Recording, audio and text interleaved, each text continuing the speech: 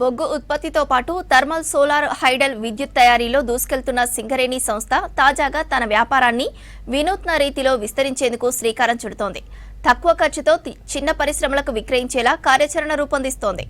దీని ద్వారా సంస్థకు నేరుగా నగదు లభించడంతో పాటు రవాణా ఖర్చు తగ్గుతుందని, బొగ్గు విక్రయాలు జోరందుకుంటాయని యాజమాన్యం భావిస్తోంది. అందుకు అనుగుణంగా సింగరేణిని విస్తరించేందుకు కార్యాచరణ రూపొందిస్తున్నారు.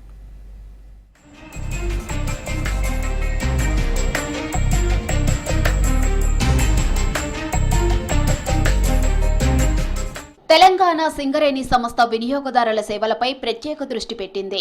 బొగ్గు వ్యాపారాన్ని వినూత్న రీతిలో విస్తరించేందుకు రాష్ట్ర రాజధాని హైదరాబాద్లో బొగ్గు విక్రయ కేంద్రం ఏర్పాటు చేసేందుకు సిద్ధమవుతోంది. చిన్న పెద్ద తరహాతో పాటు చిన్న పరిశ్రమలకు త్వరతగిన బొగ్గు అందించాలని చూస్తోంది. దీని ద్వారా కొనుగోలుదారుల సంఖ్య పెరిగే అవకాశం ఉందని భావిస్తోంది. సింగరేణి బొగ్గు వినియోగం హైదరాబాద్లోనే అధికంగా ఉంది. అక్కడి వినియోగదారులు రామగుండం లేదా కొత్తగూడెం వచ్చి బొగ్గు కొనుగోలు చేసి తీసుకువెళ్లడం భారంగా మారుతుంది. తక్కువ బొగ్గు అవసరమయ్యే వారికి అధిక వ్యయం అవుతుంది. ఈ క్రమంలో సింగరేణి అడుగు ముందుకేసి బహిరంగ మార్కెట్లో బొగ్గు విక్రయించాలని యోచిస్తోంది. నాణ్యమైన బొగ్గును అందించడానికి సౌలభ్యంగా ఆ కేంద్రం ఏర్పాటు చేయడం జరిగింది. దీని ద్వారా సింగరేణికి ఆర్థికంగా లాభాలను తీసుకురావడం కూడా దీని ద్వారా జరుగుతుంది. అదేవిధంగా సింగరేణిలకు కూడా దీని సంస్థకు తోడ్పడి ఆర్థికంగా లాభాలు వస్తాయి. సింగరేణి కార్మికులకు కూడా లాభాలు వస్తాయి. కాబట్టి ఈ సింగరేణి కార్మికులంతా ఈ నిర్ణయాన్ని స్వాగతిస్తున్నాం. సింగరేణి ఏటా 72 మిలియన్ టన్నుల బొగ్గు ఉత్పత్తి చేస్తుంది. ఈ బొగ్గులు పలు రాష్ట్రాలతో పాటు తెలంగాణలోని థర్మల్ విద్యుత్ కేంద్రాలకు విక్రయిస్తుంది. బొగ్గును కొనుగోలు చేసిన వినియోగదారులు ప్రధానంగా రైల్వే ద్వారా తరలించుకుపోతున్నారు. కొందరు రోడ్డు మార్గంలోనూ రవాణా చేసుకుంటున్నారు. తక్కువ బొగ్గు అవసరమైన వారికి తీసుకెళ్లడం ఇబ్బందిగా మారుతుంది.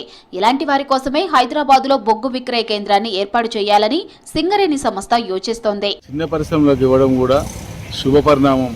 అట్లా ఇవ్వడం ద్వారా బొగ్గు మార్కెట్ పెరుగుతుంది. మార్కెట్లో మనకు మంచి పేరు వస్తే పెద్ద పెద్ద ఇండస్ట్రీ వాళ్ళు కూడా మన దగ్గరకు వచ్చే అవకాశం ఉంటుంది. ఆ రకంగా సింగరేణి సంస్థ లాభాలు సాధిస్తుంది. సింగరేణి లాభాలు సాధించడం అంటే కార్మికులకు కూడా ప్రయోజనకరంగా ఉంటుంది. ఈ నిర్ణయం హర్షణీయమే.